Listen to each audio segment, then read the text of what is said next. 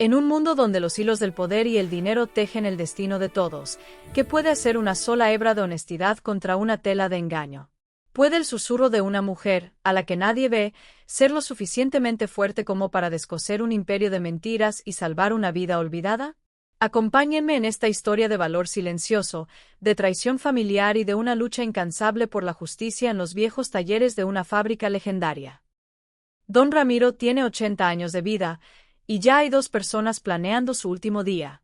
Sofía Ramos escuchó esas palabras mientras remendaba un viejo tapiz en el rincón más olvidado de Textiles de la Garza, la fábrica que había sido su vida por 30 años. Eran las 9 de la noche de un jueves de otoño, y el viento frío silbaba a través de los ventanales rotos del edificio más antiguo del pueblo de San Jacinto. Apretó la aguja entre sus dedos, endurecidos por una vida de costura. No era la primera vez que escuchaba conversaciones que no le correspondían. En las fábricas, las costureras son como fantasmas, presencias silenciosas que pasan desapercibidas mientras reparan los desgarros de otros. Pero estas palabras eran distintas. Había algo en el tono, frío y afilado como el acero, que le heló hasta los huesos. Desde el despacho principal, con su puerta de roble apenas cerrada, las voces seguían escapando. El doctor Portillo fue muy claro, decía una voz de mujer, elegante y dura. El abuelo ya no pasa de este invierno. Su corazón está muy débil. Y después del último susto. La voz pertenecía a doña Isabel, la nieta de don Ramiro, una mujer con la belleza de una muñeca de porcelana y la mirada de una estatua. Isabel, por favor, un poco de decencia, contestó una voz de hombre. Mi abuelo todavía respira en esa habitación. Decencia, Rodrigo, despierta, respondió Isabel. El abuelo está perdido en sus recuerdos. Ya no puede tomar decisiones. Alguien tiene que pensar en el futuro de esta fábrica. ¿Tienes idea de cuántos millones están sobre la mesa? La corporación extranjera nos da 2 meses para aceptar la oferta. Los inversionistas se están poniendo nerviosos. Sofía fingió concentrarse en una puntada complicada, inclinando la cabeza para que su cabello cubriera su rostro. Sus manos temblaban, pero había aprendido hace mucho tiempo que para la gente como ella, la curiosidad era un lujo peligroso. No puedo creer que hablemos de negocios mientras el abuelo se apaga. Ya está apagado, Rodrigo. Solo es cuestión de tiempo. Y cuando se vaya, no habrá nadie que se oponga a la venta. La fábrica necesita un liderazgo moderno, y ese eres tú. El silencio que siguió fue más pesado que cualquier palabra.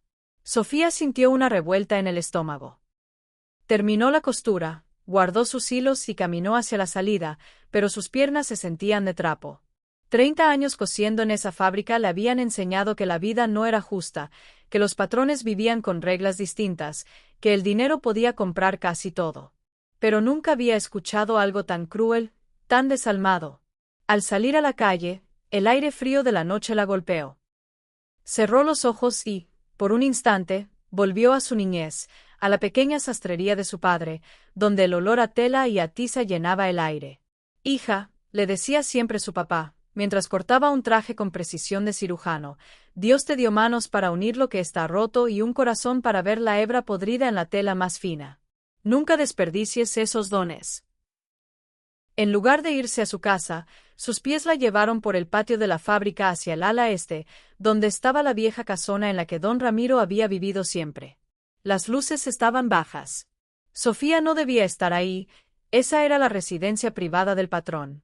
Pero algo la empujó a acercarse a una de las ventanas del primer piso, la que daba a la habitación del viejo. Y entonces lo vio.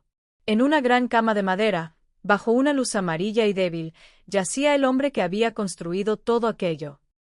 Estaba más delgado de lo que recordaba.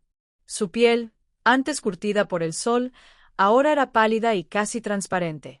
Tenía una manta delgada sobre su cuerpo, y a su lado, en la mesita de noche, solo había un vaso de agua. Pero estaba despierto. Su pecho subía y bajaba con una calma lenta. Sus manos, antes fuertes y capaces, descansaban sobre la manta, pero sus dedos se movían de vez en cuando, como si intentaran coser un recuerdo en el aire. ¿Qué hace usted aquí? Sofía se dio la vuelta de un salto. Un joven vigilante, nuevo en el trabajo, la miraba con desconfianza. Lo siento, Joven, se me hizo tarde y tomé un atajo. El vigilante la miró de arriba abajo, fijándose en su vestido sencillo y sus zapatos gastados. La salida de los trabajadores es por el otro lado. Esta zona está prohibida.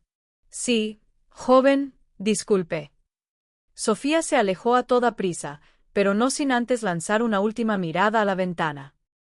Y en ese instante, como si sintiera su presencia, el viejo giró la cabeza y sus ojos se encontraron con los de ella.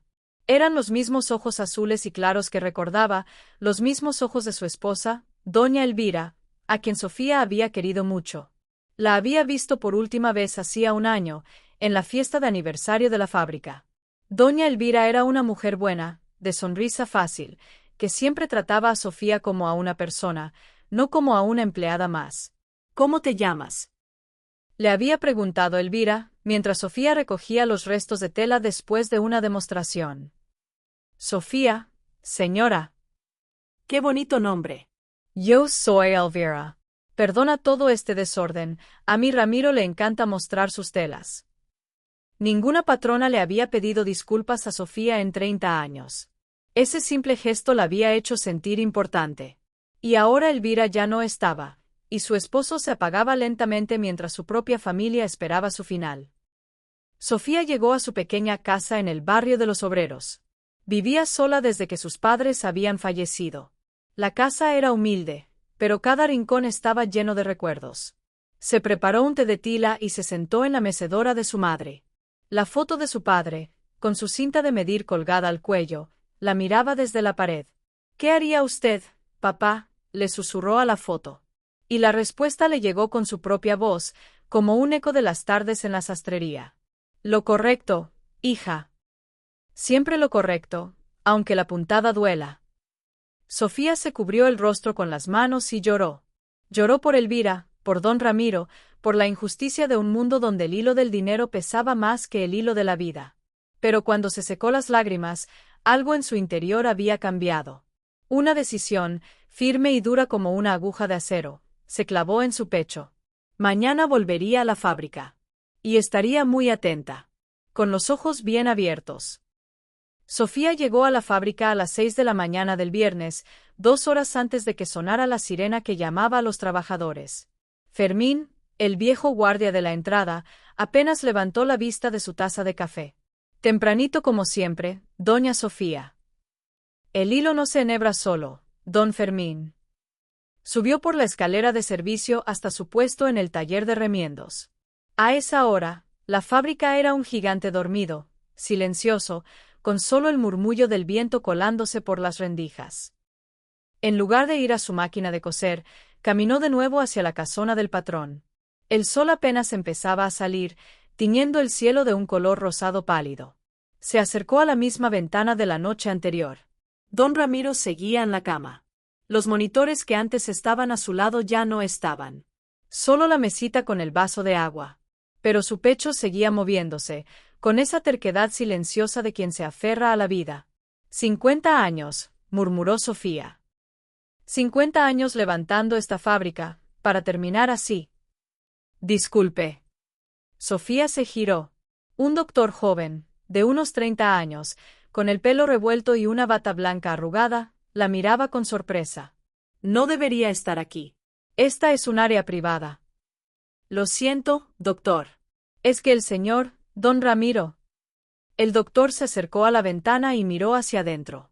Su expresión se llenó de tristeza. ¿Es don Ramiro? Sí.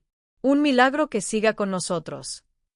¿Milagro?, se atrevió a preguntar Sofía. El doctor suspiró, pasándose una mano por el cabello. Tiene 80 años, el corazón funciona a la mitad de su capacidad, sus pulmones están débiles.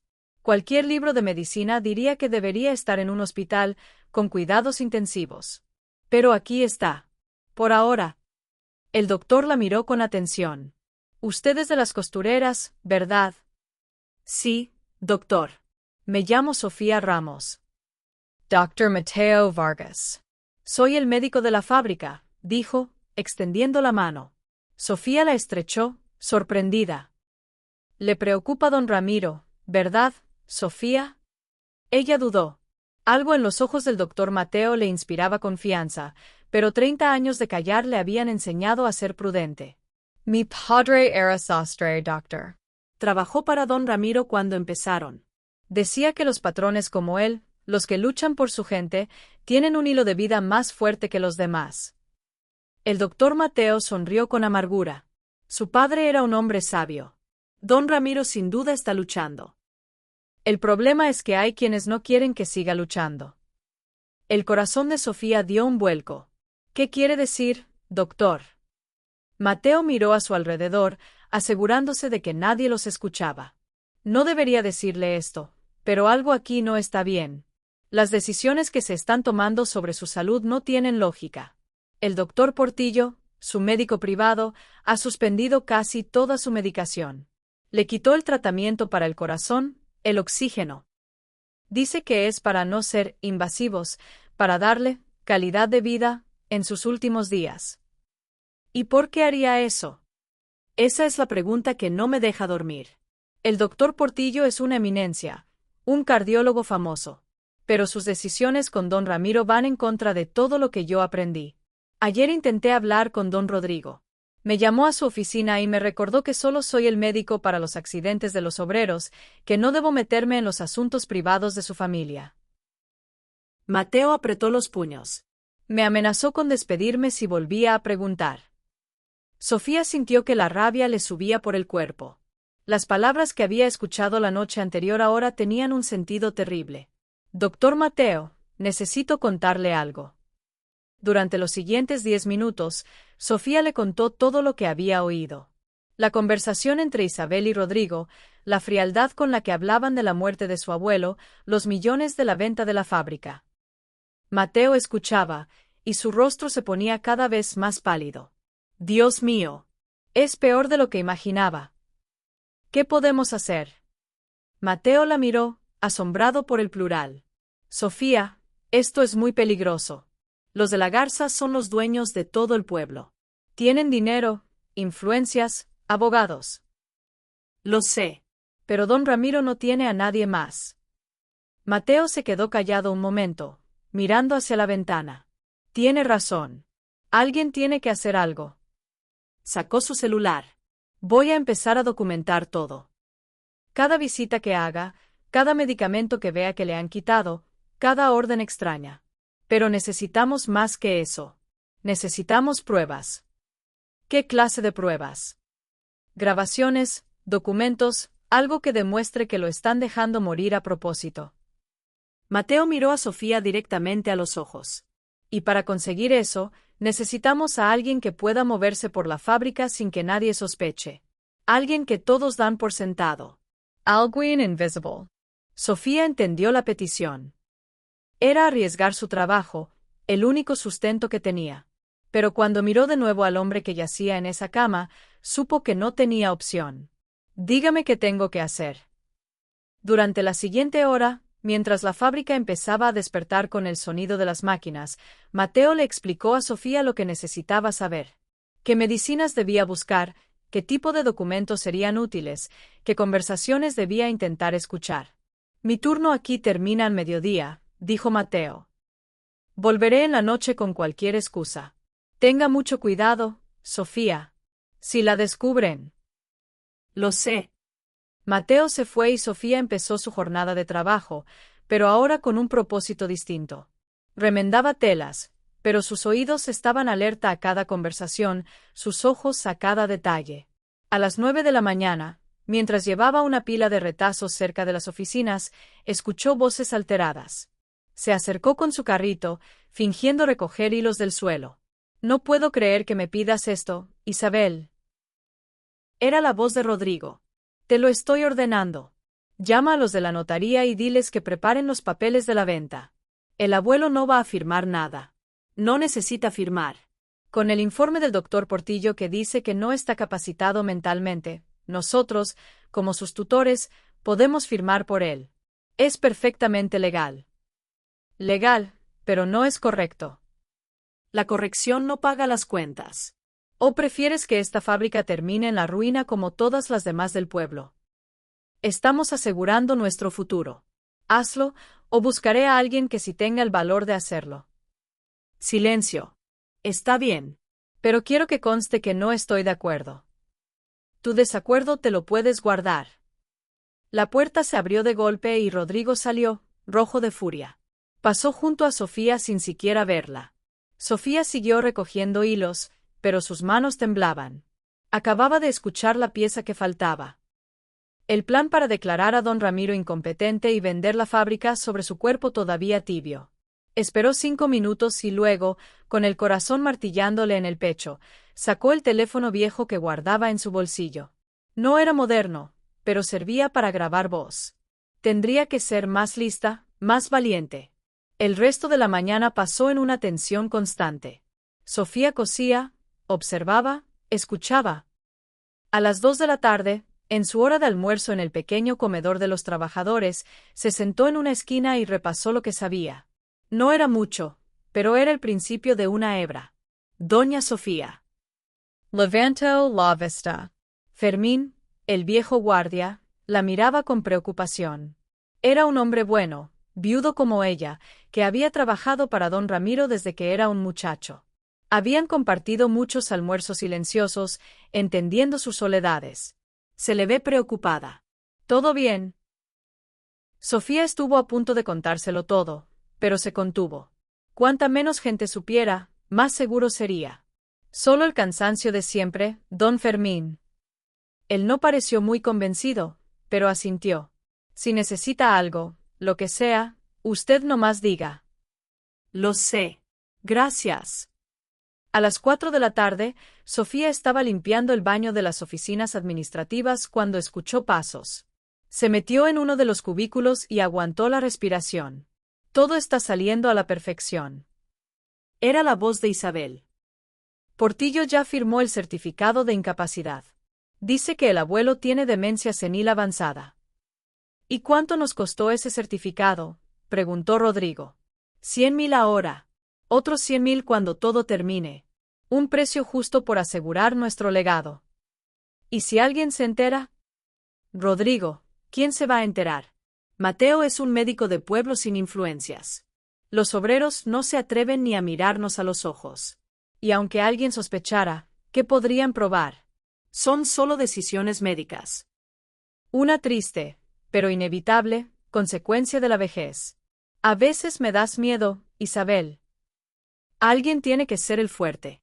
¿O no quieres el dinero de la venta? Pues esto es lo que hay que pagar. Los pasos se alejaron.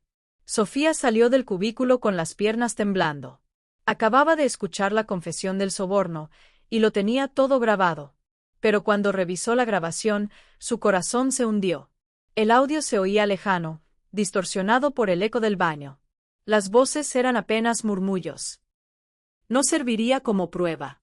Apoyó la frente en el espejo frío y respiró hondo. No podía rendirse. No ahora. El destino de don Ramiro dependía de ella. Esa noche, cuando el doctor Mateo llegó a la fábrica, Sofía lo encontró en la pequeña enfermería. Necesitamos un plan mejor, le dijo. Escuché a Isabel confesar el soborno, pero la grabación no sirve. Mateo Palladesio. 100.000. Dios mío. ¿Qué hacemos? Mateo pensó un momento. Necesitamos llegar a los otros miembros del Consejo de Administración. Son viejos amigos de don Ramiro. Ellos son los únicos que pueden detener la venta. Pero Rodrigo e Isabel controlan quién puede hablar con ellos. Entonces tenemos que encontrar otra manera. Las dos miradas se encontraron, conscientes de que estaban a punto de cruzar una línea de la que no podrían volver. Pero en la casona, a pocos metros de allí, un viejo de 80 años seguía luchando por vivir. Y ellos no iban a dejarlo solo. El jueves llegó con un cielo gris sobre San Jacinto. Sofía apenas había dormido, imaginando una y otra vez que el hilo de la vida de don Ramiro se rompía mientras ella corría por pasillos de tela sin poder llegar a él. Entró a la fábrica a las 6 de la mañana y fue directo a la ventana de la casona. El viejo seguía allí, sus pulmones trabajando con dificultad, pero algo había cambiado. Se veía más pálido, más ausente. Su respiración era más superficial. «¿Le han dado algo?», susurró Sofía, sintiendo como la impotencia le quemaba la garganta. Lo están durmiendo. Una enfermera que Sofía no conocía salió de la habitación. Era una mujer robusta, de mirada fría, que llevaba el uniforme de una agencia privada. Sofía se escondió detrás de unos arbustos, pero alcanzó a ver algo. La enfermera llevaba una pequeña jeringa vacía en el bolsillo. Sofía pasó el resto de la mañana en su taller, pero su mente estaba en otro lugar. Necesitaba ver el expediente médico de don Ramiro, ver qué le estaban dando exactamente, quién lo había ordenado. Pero los expedientes los guardaba el doctor Portillo bajo llave. A las 10 de la mañana, mientras vaciaba una papelera en el pasillo de las oficinas, escuchó una conversación que la dejó helada. ¿Viste al abogado ayer?, preguntaba una secretaria a otra. El licenciado Gándara. Vino a ver a don Rodrigo. Traía los papeles de la venta. ¿Tan rápido? Parece que sí. Dicen que el viernes en la junta del consejo lo anuncian todo. Doña Isabel no quiere esperar más. Dijo que era una crueldad alargar el sufrimiento del abuelo. ¿Y don Ramiro? No van a dejar que se despida de la gente. Dijeron que no está en condiciones de recibir visitas, que es para proteger su dignidad. Sofía apretó con fuerza la bolsa de basura. No solo estaban apagando su vida, también lo estaban aislando para que nadie pudiera ver lo que hacían. Era un plan cruel y perfecto. Terminó su turno a las 3 de la tarde, pero en lugar de irse a casa, fue a la única cabina de teléfono público que quedaba en el pueblo. Marcó el número del doctor Mateo. Doctor Mateo, soy Sofía. Sofía, gracias a Dios. Tenemos un gran problema. ¿Qué pasó? Revisé los botes de basura de la enfermería. Encontré una ampolleta vacía de un sedante muy fuerte. Uno que se usa en cuidados paliativos para inducir el sueño profundo. Le están dando dosis que no tienen justificación. ¿Para qué? Para que no luche. Para que su cuerpo se rinda. Básicamente, están apagando su voluntad de vivir. Y hay más. La voz de Mateo temblaba de rabia. Encontré una orden firmada por Portillo para suspender la alimentación por sonda mañana por la mañana. ¿Qué significa eso? Significa que van a dejar de darle nutrientes. Con su debilidad y los sedantes, no durará más de un par de días. Morirá de inanición y deshidratación. Sofía sintió que le faltaba el aire. Se apoyó contra el cristal de la cabina. Tenemos que hacer algo. Lo sé, ¿pero qué? No tenemos pruebas que sirvan en un juzgado. Solo tenemos sospechas y una grabación que no se oye. Sofía pensó rápido. Su padre siempre le decía que cuando no puedes descoser un nudo, buscas a alguien con tijeras más afiladas. Doctor, ¿quién más en la fábrica sabe de esto? En un lugar como este, nada es un secreto total. Tiene que haber más gente que sospeche algo. Obreros, secretarias, guardias. Mateo guardó silencio. Tiene razón. Fermín, el guardia viejo. Él adoraba a don Ramiro. Y Clara, la secretaria de gerencia. Ayer me dijo que le parecía muy raro que Rodrigo hubiera mandado triturar todos los archivos viejos de personal. Necesitamos hablar con ellos. Solos. Donde nadie nos vea. Es arriesgado. Todo esto es arriesgado. Pero si no hacemos nada, don Ramiro muere mañana. Quedaron de verse esa noche en la vieja bodega de telas, después del cambio de turno. Sofía colgó y regresó a la fábrica. Su decisión era firme como una roca. Tenía 5 horas para prepararse. Pasó la tarde observando. Memorizó los horarios de los vigilantes, las rutas de las enfermeras, los momentos en que los pasillos se quedaban vacíos. Identificó los puntos ciegos, los lugares donde una sombra podía pasar sin ser vista. A las 8 de la noche, la bodega de telas estaba oscura y silenciosa. Mateo llegó primero. Minutos después, apareció Fermín, el viejo guardia, con su uniforme impecable y sus hombros caídos por los años. Gracias por venir, dijo Mateo. Fermín se sentó en un fardo de algodón. Esto podría costarme mi jubilación. Podría costarnos mucho más que eso, respondió Mateo. Pero hay una vida en juego. Durante los siguientes 20 minutos, Mateo y Sofía le explicaron todo. Fermín escuchó en silencio, su rostro arrugado lleno de dolor. Dios mío. Yo sabía que esos dos eran unas víboras, pero nunca pensé. ¿Puede ayudarnos?, preguntó Sofía. Fermín se frotó la cara con sus manos ásperas. No sé cómo. Soy solo un guardia. No tengo autoridad.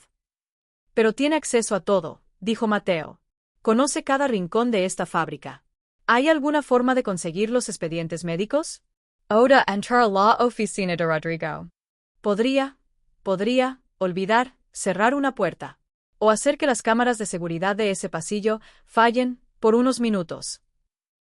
Es algo. La puerta de la bodega rechinó y entró una mujer delgada, de unos 50 años, con el pelo recogido y cara de susto. Era Clara, la secretaria. Mateo ya la había contactado. Tengo 15 minutos antes de que mi esposo empiece a preocuparse. ¿Qué necesitan? Sofía le explicó la situación. Clara escuchaba con los ojos muy abiertos. Llevo 30 años en estas oficinas. Vi a don Ramiro construir esto con sus propias manos. No puedo creer que sus propios nietos. El dinero pudre a la gente, dijo Mateo. ¿Qué puedo hacer? Necesitamos documentos. Copias de los papeles de la venta, de los informes del doctor Portillo, cualquier cosa que demuestre lo que están haciendo. Clara asintió despacio. Puedo intentarlo. Tengo acceso a la fotocopiadora y al archivo. Pero si me descubren. Lo sé. Y nadie la culpará si dice que no. Clara miró a Sofía. Usted es la costurera del taller de arreglos, ¿verdad? La he visto trabajar. Siempre tan callada, tan trabajadora. Sí, señora. Mi padre fue obrero en esta fábrica. Murió aquí, en un accidente. Don Ramiro le pagó a mi madre una pensión de por vida y se aseguró de que yo pudiera estudiar. Le debo todo a ese hombre. Clara se puso de pie. Tendrán esos papeles antes de que salga el sol. Cuando Clara se fue, los tres conspiradores se miraron. Ya no había vuelta atrás. Aún necesitamos una forma de sacar a don Ramiro de aquí, dijo Sofía. O de traer a un médico de confianza. Isabel tiene guardias en la puerta de la casona. No podemos acercarnos. Entonces tenemos que encontrar a alguien que sí pueda. Mateo sacó su teléfono y buscó en internet. Según esto, don Ramiro tiene un hermano menor, Arturo de la Garza. Vive en la capital. No se hablan desde hace años por una pelea de negocios, pero sigue siendo su hermano. Sofía pensó en su padre, en cómo había remendado las amistades más rotas con un simple gesto de honestidad. Hay que contactarlo, dijo Sofía. Pero no por teléfono. Rodrigo e Isabel seguro tienen sus líneas intervenidas. ¿Y cómo lo encontramos? Conozco a alguien que puede saber, dijo Fermín. El viejo chofer de don Ramiro se jubiló el año pasado, pero eran como hermanos. Él debe saber dónde encontrar a don Arturo. Esa noche, Fermín fue a buscar al viejo chofer. Le contó una versión resumida de la historia, lo suficiente para que el hombre entendiera la urgencia. 10 minutos después, Fermín tenía la dirección de Arturo de la Garza en un trozo de papel. Alguien tenía que ir a la capital. Yo iré, dijo Mateo. Tengo un primo que vive allá. Saldré en el primer autobús de la mañana. Con suerte, para la tarde podré hablar con él. Es peligroso, dijo Sofía. Lo sé. Pero como usted dijo, si no hacemos nada, don Ramiro muere mañana. El plan estaba en marcha. Era frágil, dependía de demasiadas cosas, de demasiada gente asustada. Pero era lo único que tenían. Sofía regresó a su casa cerca de la medianoche. Sus manos olían a algodón y a miedo. Se sentó en la mecedora, mirando la foto de su padre. Espero estar haciendo la puntada correcta, papá. Espero tener, aunque sea, un poco de su valor. Mañana sería el día. O salvaban a don Ramiro, o el hilo de sus propias vidas se rompería en el intento. El viernes amaneció con un sol brillante que parecía burlarse de la oscuridad que se cernía sobre la fábrica. Sofía llegó a las 5:30, con el cuerpo tenso como un hilo a punto de romperse. Clara la esperaba en el baño de mujeres, lejos de las miradas curiosas. Lo tengo, susurró, sacando un fajo de papeles de su bolso. Hice copias de todo. El contrato de venta, los informes falsos de Portillo, hasta un borrador del anuncio público de la muerte de don Ramiro. Sofía revisó los papeles. Ahí estaba, en blanco y negro, la prueba de la traición. Usted es muy valiente, Clara. La secretaria sonrió con tristeza. No me siento valiente. Me siento aterrorizada. Pero no podía quedarme de brazos cruzados. Se separaron. Sofía subió a su taller y comenzó su rutina, pero su mente estaba a kilómetros de distancia, en un autobús rumbo a la capital con el doctor Mateo. Según el plan, Fermín reportaría una fuga de gas cerca de la casona a las 9 de la mañana. Eso obligaría a evacuar a la enfermera y a los guardias, dándoles una ventana de tiempo, quizás una hora. Mientras tanto, Mateo intentaría convencer a Arturo de la Garza de venir a San Jacinto. Era un plan desesperado, pero era todo lo que tenían. A las 8 de la mañana, Sofía estaba cosiendo cerca de la ventana cuando vio a Isabel salir del despacho principal. Llevaba un vestido negro, elegante y sobrio. La imagen misma del luto anticipado. Isabel caminó directo hacia la casona. Sofía aguantó la respiración, posicionándose para escuchar si la oía hablar. Todo listo para mañana, le decía Isabel a la enfermera en la puerta. El notario vendrá a las 10. Después del anuncio, haremos un pequeño comunicado a la prensa. Con profundo pesar, la familia de la Garza anuncia el fallecimiento de nuestro amado patriarca, don Ramiro, quien se fue en paz y rodeado de su familia. ¿Y el señor Rodrigo, está de acuerdo?, preguntó la enfermera. Rodrigo está bajo control. El doctor Portillo le dio unos calmantes para los nervios. Para cuando reaccione, todo habrá terminado y seremos millonarios. Sofía sintió náuseas. No solo estaban matando al abuelo, también estaban drogando al nieto más débil. Y mi pago se hará efectivo mañana, como acordamos. $500,000 a mi cuenta en el extranjero. No se preocupe. Ha sido un placer hacer negocios con usted. Las dos mujeres rieron. Una risa fría, sin alma. Sofía se alejó antes de que la vieran. Sus manos temblaban tanto que no podía enhebrar la aguja. Había escuchado todo, pero de nuevo, no tenía cómo probarlo. Se asomó por la ventana hacia la casona. Don Ramiro seguía en su cama, una figura quieta bajo la manta. Aguante, patroncito, susurró. Solo un poco más. A las 8:45, Fermín la buscó. Intercambiaron una mirada tensa. Todo dependía de los próximos minutos. A las 9 en punto, Fermín activó una pequeña alarma de gas que él mismo había manipulado. El sonido agudo rompió el silencio de la mañana. «Fuga de gas. Fuga de gas en el ala este», gritó, corriendo por el patio. «Hay que evacuar». La enfermera y los guardias salieron de la casona, confundidos. «Pero el patrón no se puede mover». «Es una emergencia. Yo me encargo de él», gritó Fermín. «Ustedes pónganse a salvo». La gente empezó a salir de los talleres. En medio de la confusión, Sofía corrió hacia la casona. Fermín ya estaba adentro. «Tenemos una hora, quizás menos», dijo. Sofía entró en la habitación de don Ramiro. El olor a enfermedad y a encierro era abrumador. El viejo la miró, sus ojos azules nublados por los sedantes, pero había un destello de reconocimiento. «Patrón, soy Sofía. Vinimos a ayudarlo». En ese momento, el teléfono de Fermín sonó. Era Mateo. «Lo encontré. Arturo de la Garza viene para acá, pero tardará al menos 3 horas en llegar». El corazón de Sofía se hundió. 3 horas. No tenían 3 horas. No es suficiente. Necesitamos más tiempo. ¿Hay forma de sacarlo de aquí? Está muy débil. El viaje podría matarlo. Sofía miró a su alrededor, desesperada. Entonces vio el viejo teléfono negro sobre la mesita de noche. «Fermín, ¿esa línea funciona?» «Sí, es una línea directa que nunca cortaron. Necesitamos llamar a alguien del pueblo. Alguien que don Ramiro respetara. El viejo párroco, el director de la escuela, alguien que pueda venir y ser testigo de esto». «Buena idea». El Padre Miguel.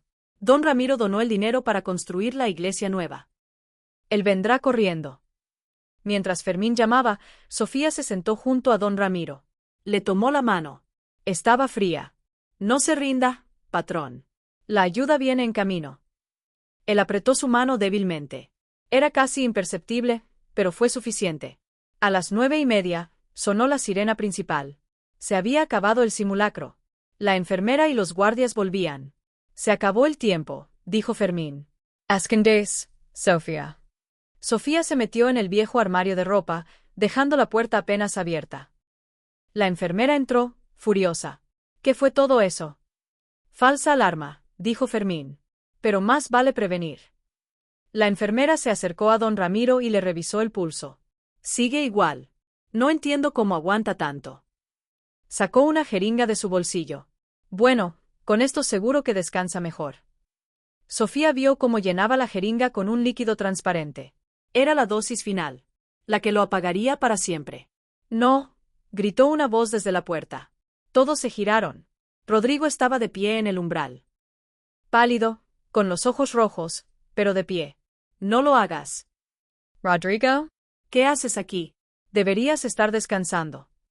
Leí los papeles de la venta. Escuché tu conversación por teléfono. Quieren matar a mi abuelo. Es por nuestro bien, dijo Isabel, apareciendo detrás de él. No es por mi bien.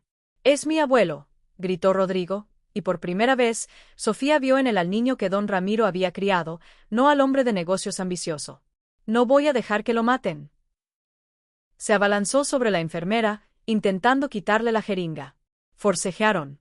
Isabel gritó. Fermín intentó separarlos. En medio del caos, la puerta principal se abrió de golpe. El padre Miguel, el director de la escuela y 3 de los obreros más viejos de la fábrica entraron a la habitación. ¿Qué está pasando aquí?, preguntó el padre, su voz resonando con autoridad. La enfermera soltó la jeringa, que cayó al suelo y se rompió. Isabel se quedó pálida. Rodrigo, temblando, señaló a su hermana. Ella quería matar a mi abuelo por dinero. En ese instante, Sofía salió del armario, sosteniendo los papeles que Clara le había dado. Y aquí están las pruebas, dijo, su voz firme y clara. El contrato de venta, los sobornos, todo. El silencio que siguió fue total. Todos miraban a Isabel, cuya máscara de elegancia se había hecho pedazos. Ustedes no entienden nada, siseo. Iba a salvar esta fábrica. La fábrica no necesita que la salven de esa manera, dijo una voz grave desde la puerta. Todos se giraron. Arturo de la Garza, el hermano de don Ramiro, estaba de pie, flanqueado por 2 policías. Mateo estaba detrás de él. Se acabó, sobrina. Isabel intentó correr, pero los policías la detuvieron. Su imperio de mentiras se había derrumbado. Sofía se acercó a la cama. Don Ramiro la miraba, y en sus ojos azules, por primera vez en mucho tiempo, había una chispa de claridad. Una lágrima rodó por su mejilla. Gracias, susurró, su voz apenas un hilo. Y Sofía supo que lo habían logrado. Habían llegado a tiempo. Pero la lucha apenas comenzaba. Las hebras rotas de la familia y la fábrica necesitarían mucho tiempo y paciencia para ser remendadas.